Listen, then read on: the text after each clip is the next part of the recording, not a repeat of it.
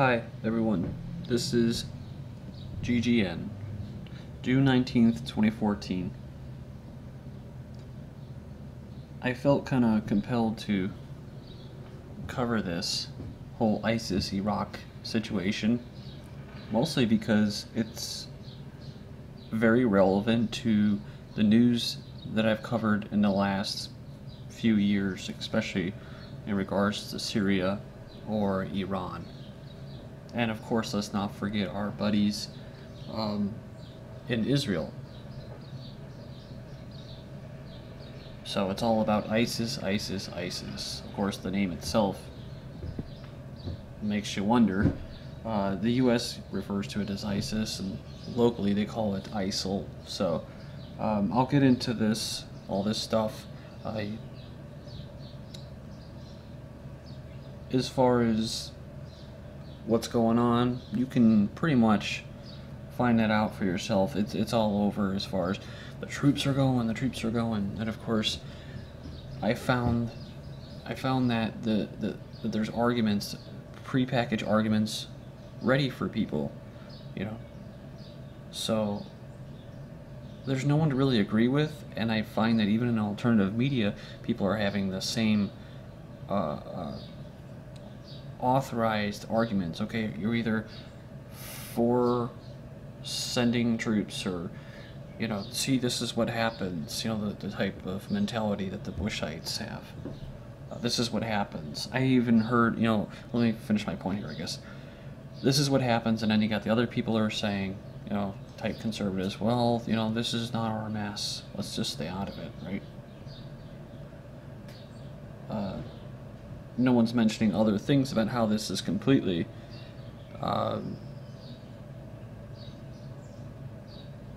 part of a greater plan. I've covered this before, the greater Israel. I'll get into that in these sets of videos. It'll probably be 2-3 videos, but this is hopefully I can keep it under 5 minutes intro. What we saw in Syria with Assad getting re-elected, with Iran, the Zionists in Europe and the US kind of easing sanctions, allowing money to flow in there. I'm not sure if they got their guy in Iran, but I think they have something worked out as far as a greater Israel plan, which includes parts of Iraq, half of it, parts of Syria, a big chunk of Syria, Jordan, Lebanon, of course. They have financial interests, laying natural gas pipelines, plus just, you know, a political interest as well, their ideology. So you gotta take all this stuff that's been happening, Ukraine, right? It's about, a lot about is getting natural gas, getting Gazprom and that natural gas monopoly from Russia, who supplies a lot of Europe's natural gas, bringing in a competitor. So it's actually part of foreign policy for the U.S. Clinton called it, I don't know what she called it, but basically energy independence, or energy foreign policy, which is a lot of it is based off. Anyways, I've covered this all before, and we know that Israel has been pumping gas. They're ready to export it. That could be who they're going to export to Europe, also maybe the U.S. So, like I said, prearranged arguments, even in the conspiracy realm, even in alternative media or conservatives or libertarians. No one mentions Israel. No one mentions Zionist or these types of Jewish plans. And there's even stuff that goes deeper. It always goes back to Iraq, right? The cradle of civilization, Sumer, ancient Sumer. Weird stuff going on in that place. Iraq invasion. First thing they do is, besides pumping the oil, was go and raid their museums and ancient artifacts. The fall of Iraq, what you're not being told, by storm clouds gathering. Very good video.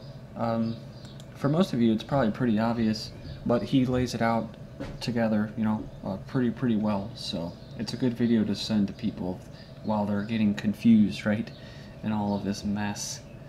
Okay, so something that I noticed, like I said, oh, look at that, right around 5 minutes, awesome, was was about something I heard recently about, oh, ISIS, ISIS, ISIS. Everyone's talking about it.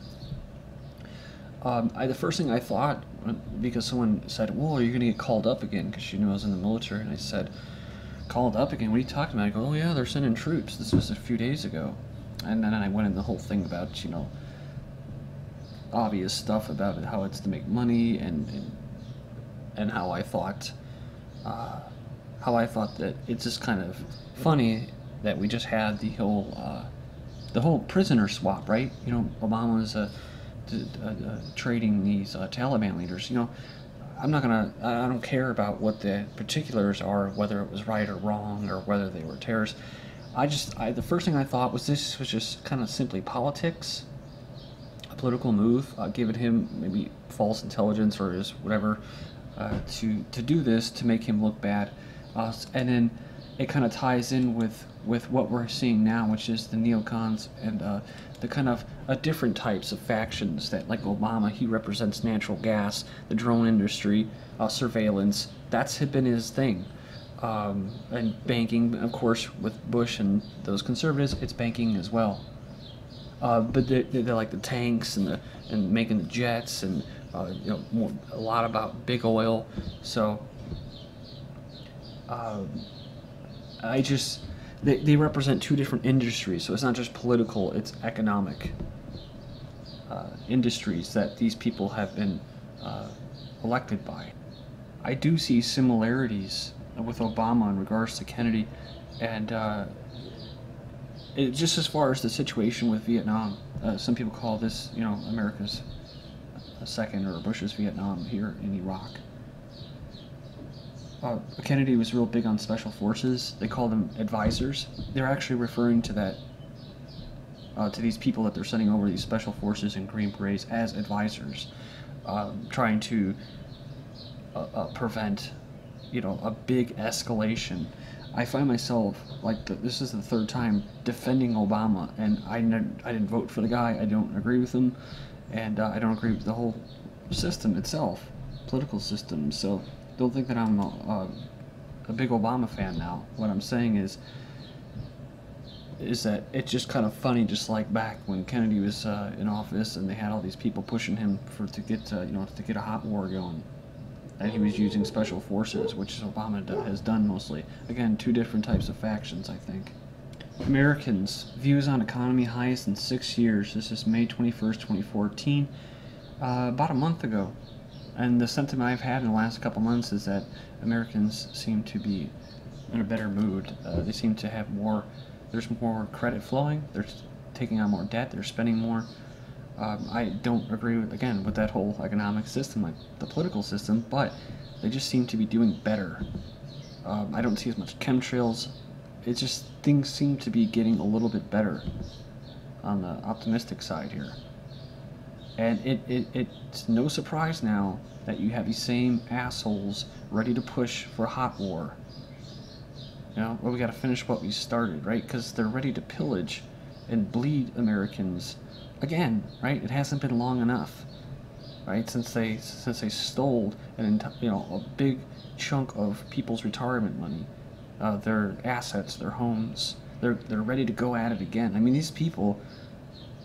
It does infuriate me, and I'd love to just go on and cuss and swear. I just hope that conservatives, Christian conservatives, that are for this going over there or participating in it at all, kind of get their heads out of their asses and start to think for themselves. But even liberals and people on the left can actually say, well, Obama, he's sending troops, right? He was ready to airstrike friggin' Syria. So this guy's, they're both guilty of kind of betraying Americans. So, will ISIS plan a 9/11 style terror plot against the U.S.? Obama's going on television stuff. The news, you got McCain saying that there's an imminent threat against the U.S. Well, some of these people, these terrorists, are actually coming out of the U.S., like in Europe and stuff, and they've all flocked to Syria, kind of like Libya, where basically the seeds that were sowed by Zionist Israel, Zionist U.S., that whole faction. I can say they're Wahhabists, Salafists, Sunni Muslims. I'll get into that again. It's going to take 3-4 videos because it's kind of a big story here. that these people aren't even, Al-Qaeda doesn't want to have anything to do with them. So that says a lot. These are the people that are responsible in Syria for butchering people, cutting off heads, executing in mass graves. Not a goddamn thing was mentioned by the West. Human rights out the window. No mention. No special forces to help those damn people. You know, if you're Christian, no help for the Christians in Syria. You know. So these people are getting a little out of hand, and part of the greater Israel plan is basically at stake. That's kind of what I'm seeing here. I think Iran, like I said before, of course they're negotiating or trying to be diplomatic about this whole thing. They probably know about the Zionist plans to do what they're doing because it's right on their doorstep. They have definitely an interest, you know. Turkey, it sucks, but they're just so gone that you can't even count them in as not being anti-West. But Saudi Arabia could be a wild card. Iran, of course, is Iran. Egypt, again, I think it's another type of wild card. But I guess what I'm saying here is look at this. Look at these borders right here. Right, look at the border that they want right around, stopping right at Baghdad. Well, look what's happened here. This puppet government and these basically mercenaries in Iraq, they're not able to contain these types of terrorists that have really been wreaking havoc in the region. A part of this destabilization campaign. See, the plan was from the Nile to the Euphrates as part of Imperial Israel, or this map, right? See? And then when you look at it, this is the latest, right? I mean, they're passing the Tigris and the Euphrates rivers. I mean, they're really close here to Iran, which is why Iran is sending troops, and they're getting and talking with the U.S. too. One of the things I noticed from covering all this news, especially in this region, has been the more I cover it, the more I try to think, what the hell's going on here? As far as these governments, are they Western puppet governments, or are they just legitimate regimes that may have support by the West, and they just, you know, they deal with them? You know, in Saudi Arabia, they say, oh, there's actually the Al-Assad family has Jewish ties or roots, so, but their people are supposedly anti-Semitic, right? Saudi Arabia is funding people like this, ISIS and Al-Qaeda, that's been in Syria and Iraq and all sorts of places like Chechnya or Afghanistan. Egypt, they've had a lot of relations with the U.S. and accords and stuff and agreements. They just had, Sisi, the military general who carried out that coup, he's been in power, executing all these Mubarak type people that came from the Arab Spring. So, you know, it's hard to tell. That's the one thing I realize is the more I look, the more I realize I don't know, because I don't live there, and I'm sure it's very complicated and the news gets convoluted. So, one thing that we do know is that they're not really any freer than we are. Well, maybe they are for a little freer. Who knows? But they're not as better off economically. So I have my doubts. You know, a lot of these places, the people are oppressed, right? Turkey, they never mention anything as far as when they clamp down on the protesters or anything. So it's very possible that at the top of the pyramid, all of these places, whether it's Saudi Arabia, Iran, Turkey, Iraq, Egypt, they're all bought and paid for. And they all play the anti-Zionist, anti-Israel, anti-U.S., imperial U.S. card, but at the end of the day, nothing really changes, right? Whether it's in Saudi Arabia, Egypt, I mean, they hate the West, right? Iran, the Turkish people, Iraqis, Syrians. So part of greater Israel, what I'm thinking now is what they're hatching is just really, it'll appear to be like an end times type scenario. Because you'll have all these people just overthrowing all these governments. This whole area would be destabilized, and that's how maybe they'll be able to say, oh, we got to protect ourselves. And in protecting themselves, when the borders are redrawn, they're actually all the way the hell out there, right? Because they're defending themselves and not attacking or invading or occupying. Anyways, that's the first video, more of a layout of what's to come. I'm going to get into more of the articles and just read them off in the next video. Thank you.